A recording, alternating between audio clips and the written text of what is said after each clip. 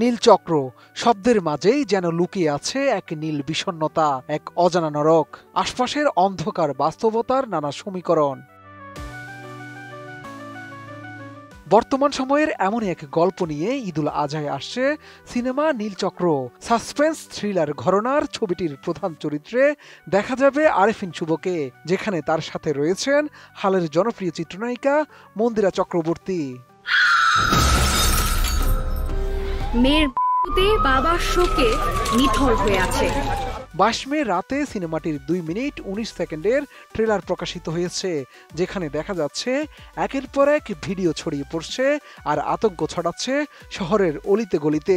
সেই আতঙ্কের কেন্দ্রবিন্দুতে এক অদৃশ্য চক্র, যাদের মুখোশ উন্মোচনে নেমেছেন কেউ একজন।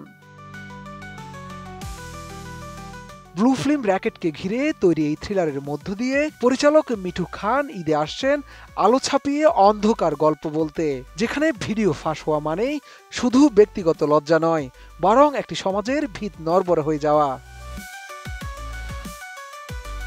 নীলচক্র সিনেমায় আরও আছেন শক্তিমান অভিনেতা ফজলুর রহমান বাবু, টাইগার রবি, খালেদা আক্তার কল্পনা, প্রিয়ন্তী উর্বশী সহ অনেকে। স্যার, গত 2 বছরে 16টা ভিডিও লিক হয়েছে, এর মধ্যে 5টা ভিকটিম করছে। বাংলা সিনেমায় এমন বিষয়বস্তু নিয়ে আগে কাজ হয়নি দাবি করে পরিচালক মিঠু খান জানান, নীলচক্রে একদিকে সাসপেন্স, অন্যদিকে বাস্তব সমাজে এক নিষিদ্ধ অথচ অস্বীকারযোগ্য নয় এমন এক বিপজ্জনক বাস্তবতা তুলে এনেছেন তারা। মিঠু খানের সঙ্গে নীলচক্রে যৌথভাবে চিত্রনাট্য করেছেন নাজিমুদ্দৌলা। তাদের মতে নতুন এই প্লট একদিকে যেমন সাহসী, তেমনি সময় উপযোগী। 1 হলো ডাক্তার, 2 হলো উকিল,